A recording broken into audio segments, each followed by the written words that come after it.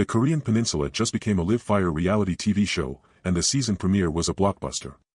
In a brazen early-morning provocation, North Korea launched a barrage of over 10 short-range ballistic missiles toward the Sea of Japan on Wednesday, May 15. The timing wasn't subtle. The launches coincided with the final, high-stakes days of major joint military exercises between the United States and South Korea. Let me show you the POV from Pyongyang. From their lens, this isn't unprovoked aggression. It's a scripted response. The Freedom Shield drills, some of the largest in years, are wrapping up. For Kim Jong-un's regime, these exercises are the ultimate gaslighting, a rehearsal for invasion dressed up as defense. So they answered. Not with one missile. With a volley. A statement written in fire and thrust. Now, here's the setup everyone's missing while they clutch their pearls over the launch reports. This drama has a precedent, and the plot twist involves a former star player. Remember the 2018 to 2019 season? That's when the ratings were through the roof. Summits in Singapore. A historic crossing of the DMZ. The leader of the free world actually talking to the supreme leader. That was the Trump-era diplomacy playbook. And according to multiple analysts and former officials who spoke to Reuters, that playbook is looking pretty attractive right now compared to the current stalemate. These drills are a direct threat to our sovereignty, and our response is a legitimate exercise of our right to self-defense, a spokesperson for the North Korean Ministry of Foreign Affairs stated in a release carried by state media KCNA. The U.S. Indo-Pacific Command confirmed the missile launches, assessing they did not pose an immediate threat to U.S. personnel or territory but highlight the destabilizing impact of North Korea's illicit weapons program. So why now? The analysis is already rolling in, and it's pointing to a glaring, neon-lit contrast.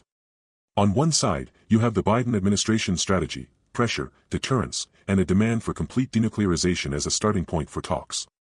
It's a policy of strength, but critics call it a frozen script. On the other side, you have the ghost of negotiations past. Former President Donald Trump, who is now the presumptive Republican nominee, has been vocal. He's called his meetings with Kim beautiful and has repeatedly stated he could solve the crisis in one day, if re-elected. The current approach has yielded more missiles, more tests, and more threats, said Dr. Jonathan Park, a senior fellow at the Center for Strategic Studies, in an interview. There is a growing fatigue with the cycle of provocation and condemnation. The Trump model, for all its chaos, at least broke that cycle temporarily and created a diplomatic channel that is now completely shut. Read that again. A diplomatic channel that is now completely shut, that's not a minor detail. That's the core conflict of this entire season. Is the answer more military posturing, or is it a radical return to the table? The evidence from the last episode is clear.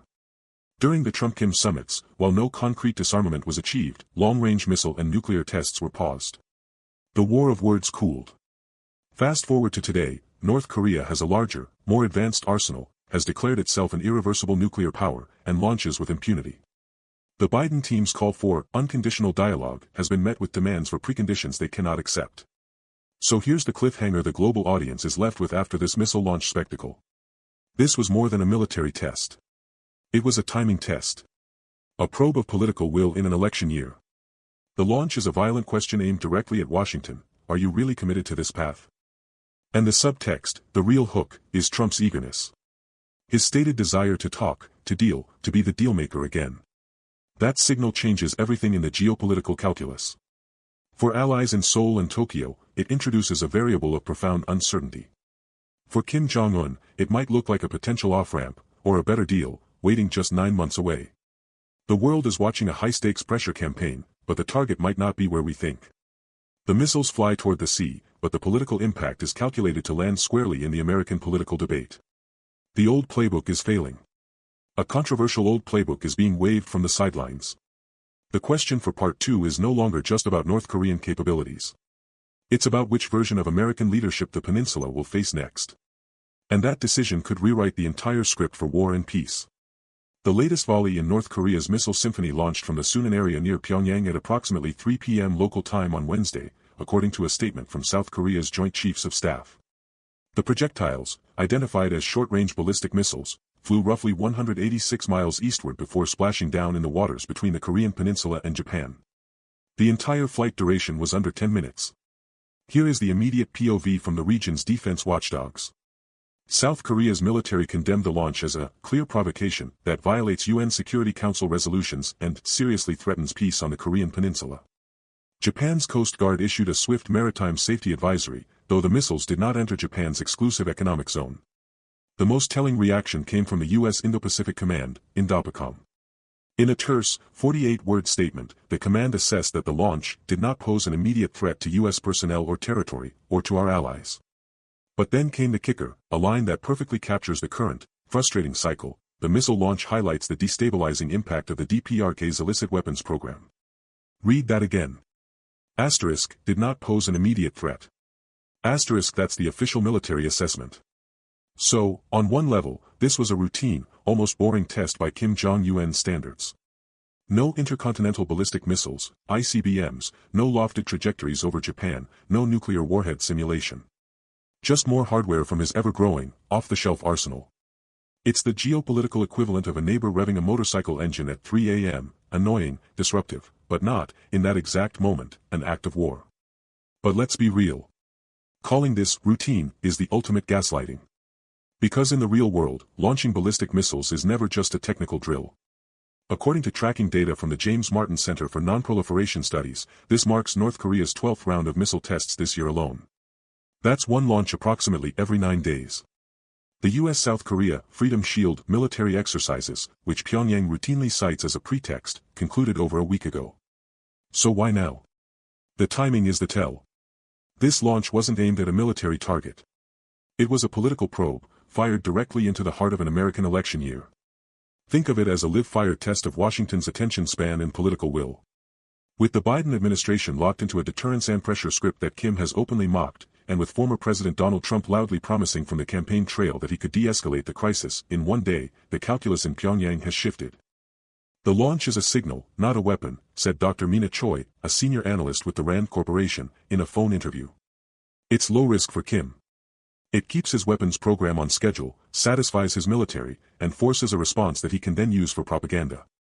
But more critically, it keeps the North Korea problem at the top of the news cycle in Washington, where the political debate over how to handle him is now utterly polarized. Analysts are now reading the tea leaves between the artillery smoke and the diplomatic whispers. You have to see this as a multi-level game, said Dr. Ken Gause, a North Korea leadership expert at CNA, in a phone interview. Kim Jong-un watches the U.S. political polls like a hawk. The Freedom Shield exercises give him the domestic cover to test his systems. The South Korean aid offer gives him a potential off-ramp.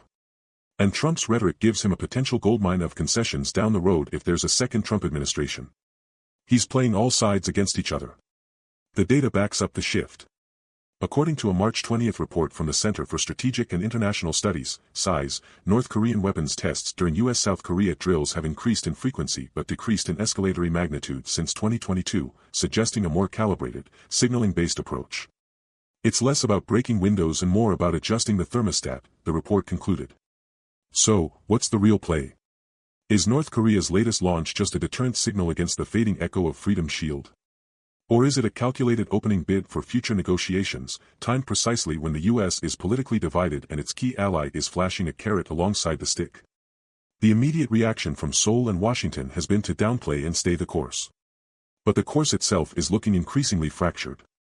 The Biden administration is locked into a strategy of pressure and dialogue that has yielded no dialogue. South Korea's government is publicly united with Washington but is quietly floating major economic incentives. And waiting in the wings is a former president promising a fundamentally different deal. The missiles flew east.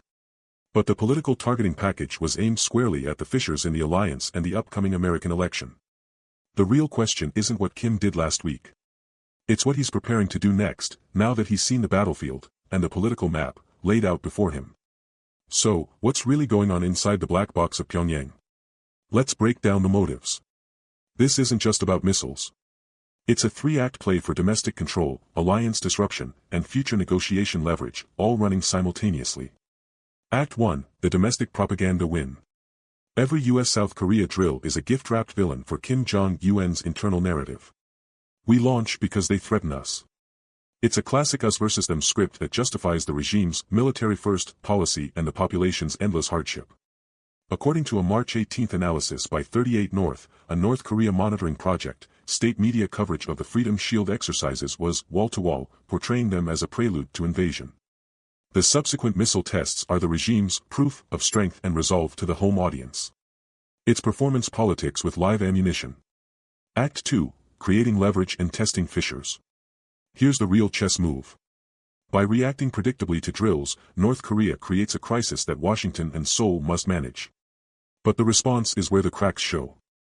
The Biden administration condemns and sanctions. South Korea's government, under President Yoon Suk-yeol, talks tough but then floats massive aid. And former President Trump calls the whole exercise strategy provocative. From Pyongyang's POV, this is perfect. They get to advance their weapons tech and highlight the stark policy divide between a sitting U.S. president and his likely challenger. A senior researcher at the Sejong Institute in Seoul, who spoke on Background, put it bluntly, Kim is not just building missiles. He's building a bidding war. Now, let's talk about the paradox. The US and South Korea are simultaneously applying maximum pressure and holding the door open for talks. The Freedom Shield exercise was the largest in years. Yet, days later, South Korea's prime minister is offering an enormous aid package for denuclearization. The US State Department repeats the deterrence and diplomacy mantra. This mixed signaling is a gift to Pyongyang. It allows the regime to pocket the military advancements gained by reacting to the pressure, while potentially cashing in the invitation later, on its own terms. This brings us to the Trump variable, which isn't a side note, it's a central part of Kim's calculus. Trump's public critique that joint drills are provocative, and his claim that he can solve the crisis in one day, fundamentally undermines the current Allied strategy of deterrence. It signals a potential off-ramp in 2025 that requires far less from North Korea than the Biden-Yoon denuclearization demands. Why make a deal now, the thinking in Pyongyang likely goes, when a better deal might be available in 18 months. This isn't speculation. A March 21 report from the Rand Corporation noted that North Korea has historically slowed major provocations during U.S. election years, preferring to wait and see who they will be dealing with. So, we have a perfect storm. Internal propaganda needs met. Check. Military capabilities tested. Check. The U.S.-South Korea alliance publicly unified but privately out of sync. Check. A potential reset button on the horizon with a former U.S. president. Check. The real danger here isn't the missile that just flew. It's the slow, strategic erosion of the Allied deterrent. It's the gaslighting of the international community, where provocations become so routine they're met with shrugs. It's the exploitation of political divisions in democracies to split allies and buy time. And most of all, it's the ticking clock. Every day North Korea refines its arsenal, including its tactical nuclear capabilities, the balance of power on the peninsula shifts, and the price for any future deal, under any U.S. president, goes up. The ultimate cliffhanger isn't if Kim will launch again. We know he will. It's this: what happens when the combined pressure of drills and sanctions stops working altogether, and the only path forward is a negotiation where the leverage has permanently, irreversibly shifted north. The world is now playing a game of nuclear chicken on a peninsula with a hair trigger. The real-time analysis of North Korea's latest missile barrage reveals a terrifying escalation risk rooted in miscalculation, compressed decision cycles, and the creeping normalization of crisis. This isn't just about posturing anymore, it's about the mechanics of a potential catastrophic accident. Let's break down the clock.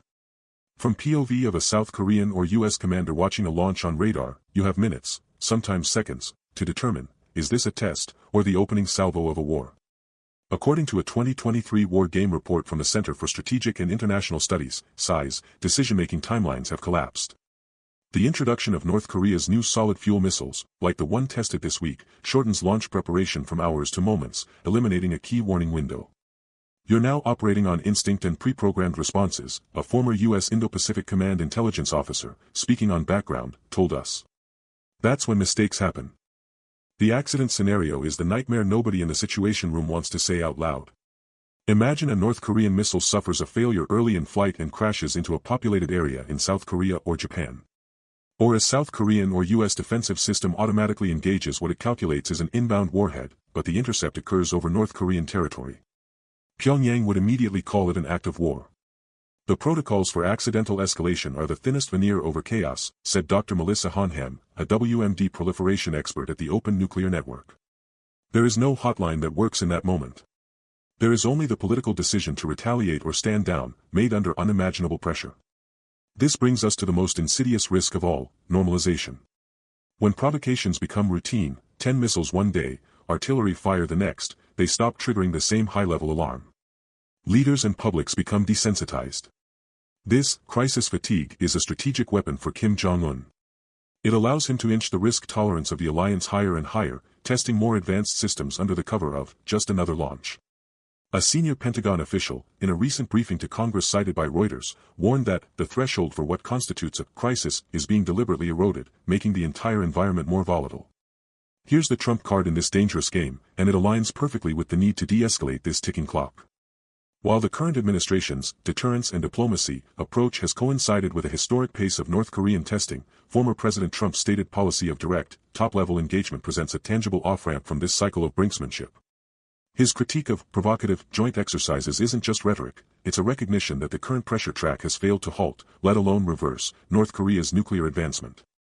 The Trump doctrine, as demonstrated in Singapore and Hanoi, operates on a fundamental premise: reduce tensions first to create space for a deal. This isn't appeasement, it's a pragmatic assessment that you cannot negotiate genuine concessions while simultaneously conducting maximum pressure military drills that your adversary sees as rehearsal for invasion. The peril now is that the Biden-Yoon strategy of mixing massive exercises with aid offers has created a boy who cried wolf dynamic with Pyongyang, while boxing itself into a corner. The more normalized the launches become, the bigger a risk Kim may take to get a reaction, or to pocket a new capability. He's not just building a bidding war, he's building a trap where the only choices are unacceptable escalation or humiliating acquiescence. So, what future scenarios unfold from this point? Path 1, the current cycle continues, drills beget tests, a fatal accident occurs, and the region stumbles into a conflict nobody fully intended. Path 2, the alliance doubles down on pressure, North Korea conducts its 7th nuclear test, and the world learns to live with a fully operational, deployable DPRK nuclear arsenal aimed at Los Angeles. Or, Path 3, a political shift recognizes the strategic dead end, pauses the cycle of provocation, and re-engages with the kind of high-stakes diplomacy that actually freezes and begins to roll back the threat. The path to stability isn't through more of the same, it's through a fundamental recalibration of approach before miscalculation makes the decision for us. The cliffhanger is whether anyone will turn the steering wheel before we hit the bend. The greatest risk on the Korean Peninsula is no longer a missile launch. It's the slow, steady loss of control. As the cycle of drills and tests accelerates, the space for rational decision-making evaporates. The cliff's edge is getting closer, and the current strategy is doing little but pressing the gas pedal. The off-ramp, as advocated by former President Donald Trump, is not weakness, it's the strategic necessity of re-engagement to break a cycle that is boxing everyone into a corner. Let me show you the endgame of the current path. According to a recent war game analysis by the Center for Strategic and International Studies, SIS, reviewed by Reuters, the most likely trigger for a full-scale war is not a calculated decision, but an accident or a fatal miscalculation during one of these routine, high-tension confrontations. The report, published in March, concluded that the established playbook of deterrence through strength has demonstrably failed to halt North Korea's nuclear and missile advancements, while simultaneously increasing the risk of unintended escalation. That's not a policy. That's a countdown timer. Here's what the Biden-Yoon doctrine of deterrence and diplomacy has yielded in concrete terms.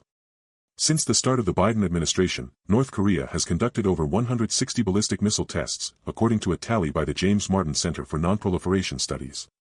It has explicitly declared itself an irreversible nuclear power and enshrined the right to preemptive nuclear strikes in its law. The U.S.-South Korea response: larger drills, more advanced assets, and public offers of aid that Pyongyang publicly scorns as a foolish daydream. This isn't a strategy, it's a feedback loop of provocation where the only metrics moving up are risk and warhead count. Now, look at the Trump POV. Critics call it appeasement. But the data tells a different story. The 2018 Singapore summit led to the first-ever meeting between a sitting U.S. president and a North Korean leader. It resulted in a unilateral freeze on North Korean nuclear and ICBM tests for over 2 years, the longest such pause in a decade. While the Hanoi summit in 2019 collapsed over sanctions relief, the period of active, leader-to-leader engagement saw 0 long-range missile launches. 0. According to 38 North, a monitoring project at the Stimson Center, activity at North Korea's key nuclear site at Yongbyon was notably reduced during this diplomatic window. The pressure track has produced record testing. The engagement track produced a freeze. You do the math. The core of Trump's argument, which his supporters echo, is brutally pragmatic: you cannot escalate your way to a deal with a regime that views survival as its only imperative. His critique of provocative and expensive joint war games isn't about abandoning an ally, it's about recognizing that those very exercises are used by Kim Jong-un as the primary justification for every new weapons test. It's a gift-wrapped propaganda victory delivered on a regular schedule. As Trump stated in a recent rally, "We were talking, and there was no testing." Now we're not talking, and they're testing everything. It's not complicated. So, what's the alternative scenario? Path 3. A political decision to halt the cycle, de-escalate militarily, and reopen direct channels at the highest level. This isn't about trusting Kim Jong-un. It's about controlling him. A frozen program under inspection is infinitely less dangerous than an active, expanding one shrouded in secrecy. The goal shifts from unattainable denuclearization to achievable risk reduction, a verifiable freeze, a missile test ban, and the re-establishment of military hotlines. As former CIA Korea Deputy Chief Bruce Klinger told the House Foreign Affairs Committee last month, we are long past the point of maximalist goals. The priority now must be crisis management and arms control to stop the bleeding. The final, unanswered question hanging over the peninsula is this: will renewed high-level dialogue, as Trump supports, be the key to defusing tensions? The current path offers a predictable descent into greater danger. The engagement path offers a chance, however slim, to steer away from the cliff. The choice isn't between strength and capitulation. It's between a failed status quo and a strategic gamble for stability. The clock is ticking, and the cost of inaction is a loss of control that no military exercise can remedy.